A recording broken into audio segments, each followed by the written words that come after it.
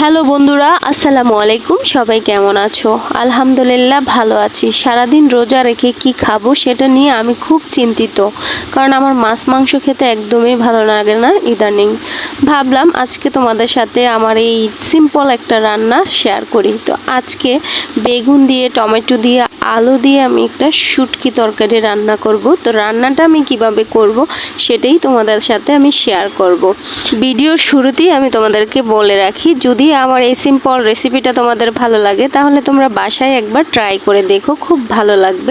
শুটকি আমি তেমন একটা পছন্দ করি না, তাই দুইটা লোটটা শুটকি নিয়েছি ছোট ছোট করে কেটে। এখন এগুলাকে আমি ভেজে নিচ্ছি, তারপর সুন্দরভাবে ধুয়ে নিব, কারণ ভেজে নিলে শুটকির গন্ধটা একটু কম হয়। ভেজে টেলে নিয়েছি। এইদিকে কড়াতে আমি কিছু পরিমাণ পেঁয়াজ কুচি দিয়ে দিলাম, আর এইদিকে আলু, কালো বেগুন, টমেটো, কাঁচামরিচ সব কিছু আমি কেটে রেখেছি।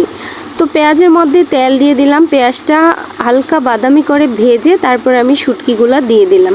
দিয়ে কিছুক্ষণ শুটকিটা নাড়াচাড়া করে ভেজে নিব। তারপর দিয়ে দেব 2 চামচ আদা রসুন বাটা, দিয়ে একটু হালকা নাড়াচাড়া করে দিয়ে দিলাম 2 চামচ লবণ।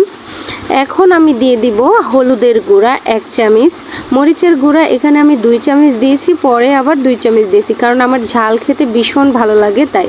এটা সম্পূর্ণ মশলাটা আমি কষিয়ে নিয়েছি। এখন আমার কেটে রাখা এই কালো বেগুন আর আলুটা আমি আগে দিয়ে দিলাম, দিয়ে একটু নাড়াচাড়া করতেছি। এই দিকে আবার আমার মেয়ে চলে আসছে, সেও একটু রান্না বান্না করবে।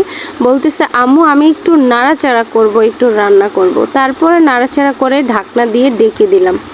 ঢাকা দেওয়ার পরে কিছুক্ষণ পরে এই ঢাকনা তুলে দেখলাম যে নরম হয়ে গেছে। একটু নাড়াচাড়া করে নিলাম, দেখো আলুটা কিন্তু সিদ্ধ হয়ে গেছে। এই পর্যায়ে কাঁচামরিচ আর টমেটোগুলো আমি দিয়ে দিলাম, দিয়ে সুন্দরভাবে নাড়াচাড়া করে আবারও আমি একটা ঢাকনা দিয়ে ডেকে দিলাম। কিছুক্ষণ পর ঢাকনা তুলতেই দেখো পানি উঠে গেছে, সেটা আমি কষিয়ে নিয়েছিলাম। তারপরে দিয়ে দিলাম পরিমাণ মতো একটুখানি পানি দিয়ে দিলাম, দিয়ে একটু নাড়াচাড়া করে নিব। কিছুক্ষণ অপেক্ষা করলাম, ঝোলটা প্রায় শুকিয়ে গেছে। এ পর্যায়ে আমি দিয়ে দিলাম ধনিয়া পাতা কুচি, দিয়ে একটু সুন্দরভাবে নাড়াচাড়া করে নিলাম। তো অলরেডি আমার তরকারি রান্না কমপ্লিট হয়ে গেছে। এই রেসিপিটা তোমাদের কাছে কেমন লাগছে অবশ্যই কমেন্টে জানাবা। ভিডিও ভালো লাগলে অবশ্যই লাইক দিবা। সবাই ভালো থাকবা। আল্লাহ হাফেজ।